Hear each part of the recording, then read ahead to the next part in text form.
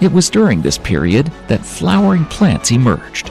Conifers, ginkgo, and other trees from previous eras formed thick forests, which also included modern-looking walnut, ash, and beech. The sod produced by these trees made the top layer of soil more fertile for newly emerging herbs. With the advent of flowering plants, insects also had to evolve. Butterflies and bees started to fly, spreading pollen. Seeded fruits developed from pollinated flowers, providing food for many animal species, including birds. This was what drove the evolution of some herbivorous dinosaurs, as well as many mammalian species. The number of carnivores, ungulates, insectivores, and primates increased under these favorable conditions. Admittedly, they haven't yet become as large as they are now. Most mammals back then were small rodents and predators.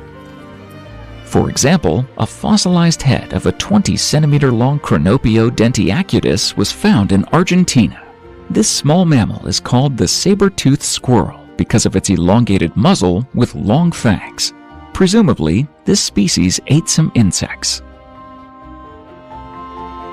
But larger animals have already appeared.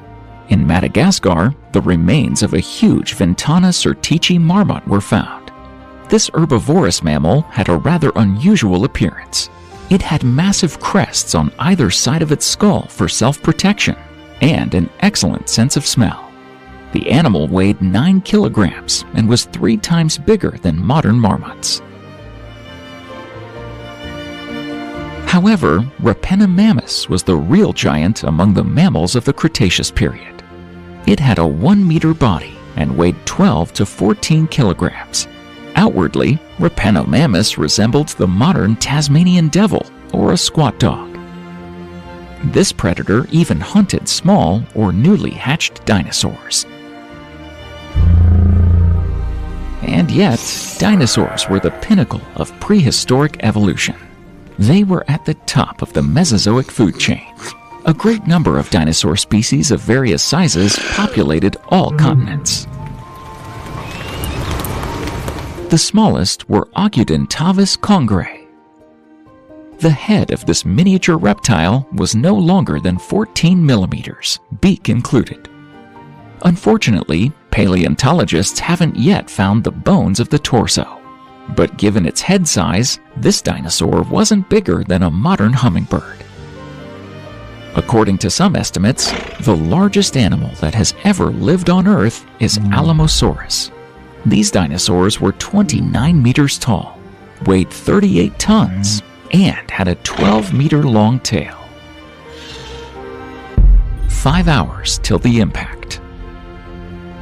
The day terrestrial life was changed completely. All animals, young and old, were going about their day as usual, doing some foraging and hunting. A herd of 50 Alamosauruses went to the Yucatan Peninsula looking for some fresh greenery. These giants were herbivores. They had to consume up to a ton of vegetation per day to stay in shape. It could take them a few days to eat leaves from an entire forest, which made them lead a nomadic lifestyle. A middle-aged predatory Tarbosaurus, living on the territory of present-day Mongolia and China, was also looking for food. This 14-meter-long species is considered the largest among the predatory dinosaurs of the Cretaceous period. Our Tarbosaurus set out to hunt for prey in the floodplain. Medium-sized animals and small dinosaurs would often come there for a drink, so the hunt was going to be a success.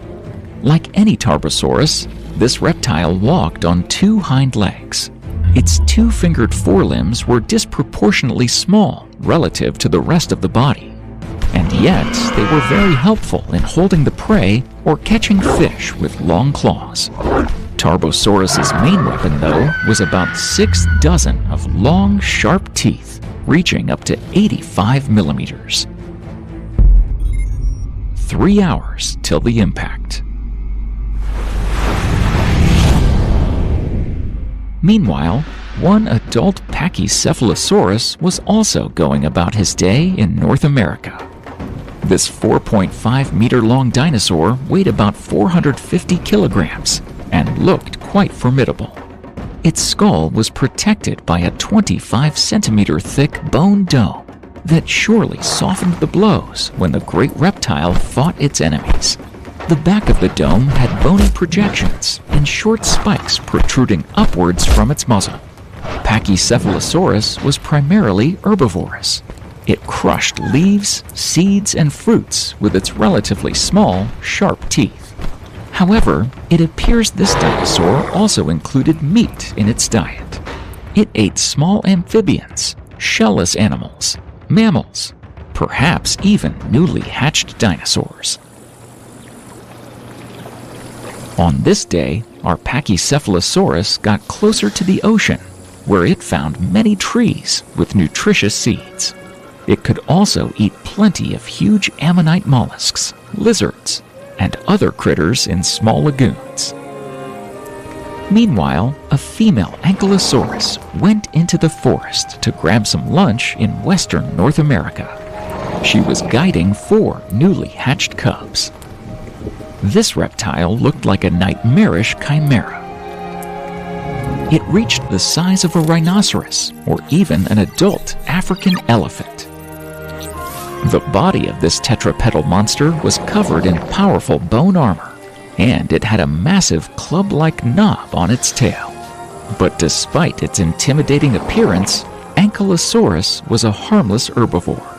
The mother with the cubs didn't seek to kill anyone with her club. The tail served to protect against predators and cannibal reptiles. And so, being protected by their mother's formidable tail, the family went into a thick forest near the newly formed Rocky Mountain. It seemed they would forever dominate the biosphere. But one day, their world was destroyed by a huge rock the size of Everest falling from space. This is the story of how the era of ancient reptiles came to an end.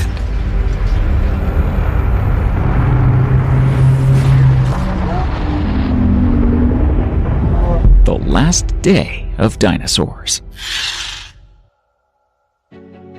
Earth, 66 million years ago. The end of the Cretaceous period of the Mesozoic era. The parts of the Pangaea supercontinent almost completely drifted apart. The planet looked very similar to its modern state, but not quite the same. South and North America have finally split by the end of the Cretaceous period. Africa, Australia, and Greenland have the same shape as today. At the same time, the outlines of Europe and Asia were just starting to form. The mountain ranges of Siberia, Mongolia, the Andes, and the Cordillera, the continents were actively emerging.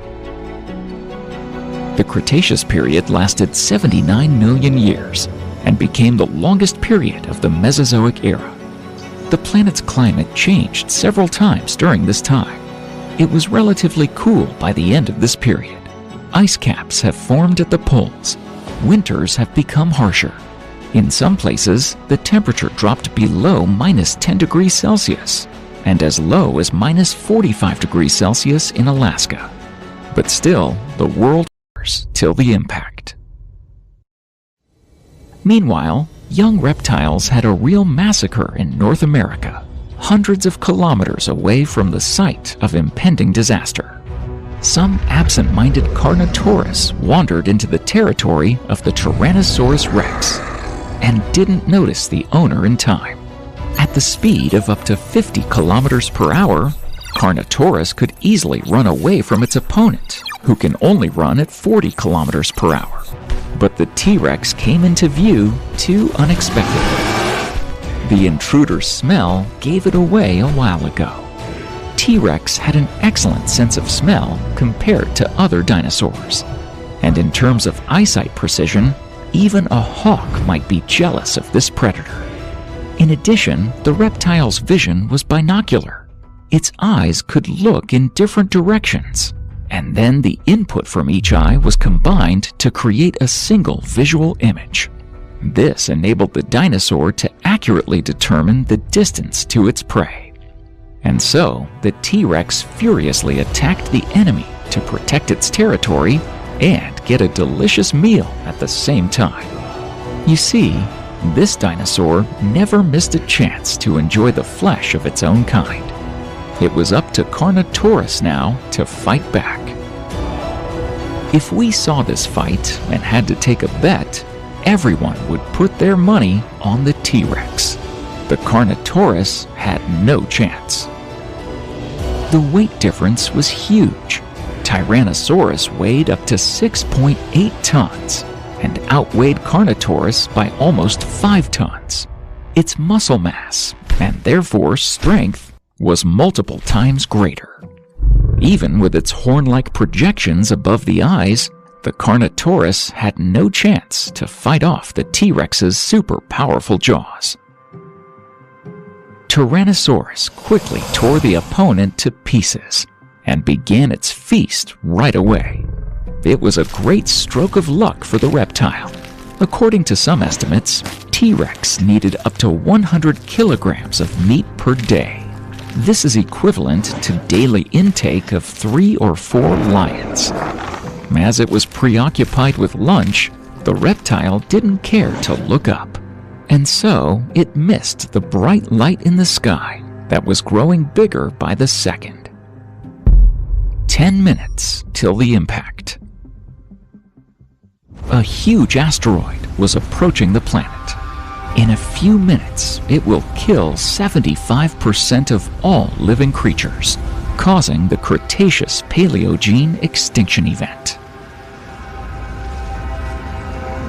In 1980, scientists proposed a hypothesis that it was the asteroid impact that led to this disaster.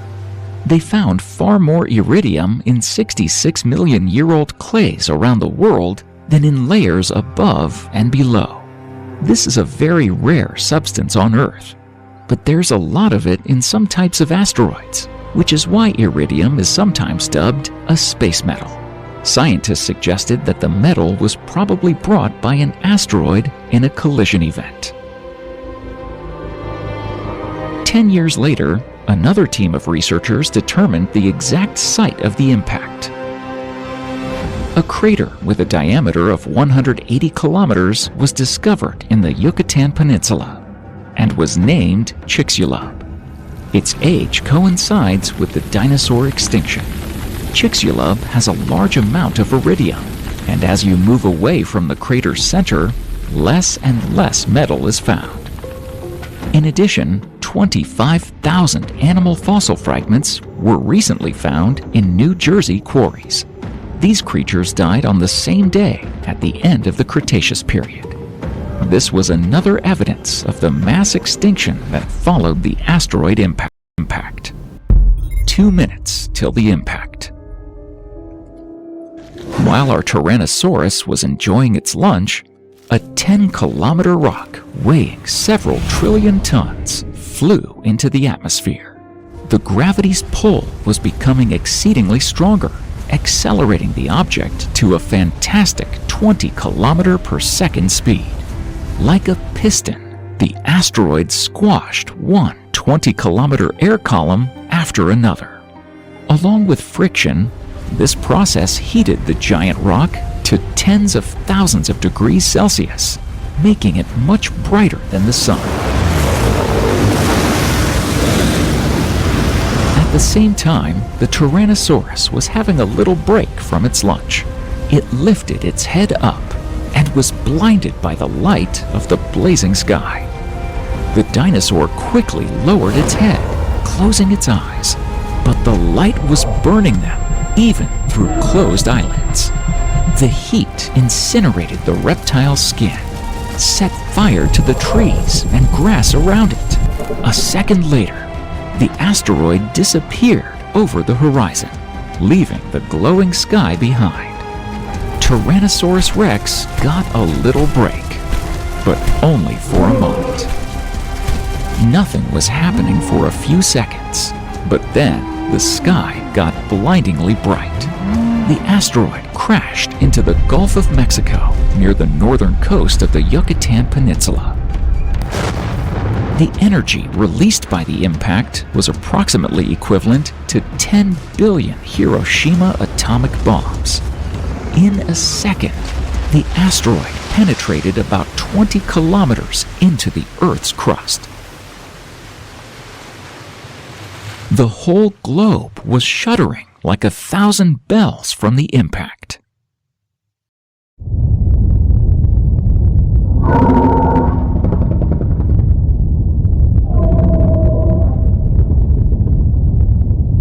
To put this into perspective, a relatively recent Krakatoa volcano eruption caused half of a crew member's eardrums to rupture on one of the ships 70 kilometers away. The asteroid's impact was 1,000,000 times more powerful. Furthermore, shockwaves rushed in all directions, faster than the speed of sound right after the collision. They were so strong that they skinned animals alive, lifted them up into the air, swirled them around, and crushed everything even hundreds of kilometers away from the crater. The heaviest dinosaurs flew like balloons. The T-Rex sustained a severe concussion and died in an instant. Immediately, the shockwave lifted its body up into the air for several seconds. The wave continued to spread, going a few times around the globe. But even before killing the T-Rex, the asteroid destroyed the herd of Alamosauruses that we saw previously. Animals were grazing right next to where the infernal rock fell. Dinosaurs couldn't escape the unthinkable heat. It burned everything to the ground, turning animal bones to ashes. Meanwhile, the female Ankylosaurus with her 4 babies was peacefully eating leaves in the forest. They were hundreds of kilometers away from the impact site. However, they died even before the Alamosauruses. The red-hot asteroid caused huge fires while passing through the atmosphere. One of them broke out where a family of ankylosaurs were grazing. The fire instantly incinerated the forest, leaving the reptiles no chance to survive. The asteroid also knocked out 15 trillion tons of rock from the planet and sent it high into the sky. A small portion flew into outer space, while the remaining part, including house-sized boulders, began to fall back from orbit. At the same time, glass rain started. It was raining hot 5-millimeter rock balls. The stone hail and the scorching rain have killed innumerable animals. However, the Pachycephalosaurus, who was hunting near the ocean in North America, was lucky. It didn't die from fires and boulders falling from the sky. But a bit later, when a gigantic 100-meter tsunami rose from the ocean. To get some idea about its scale,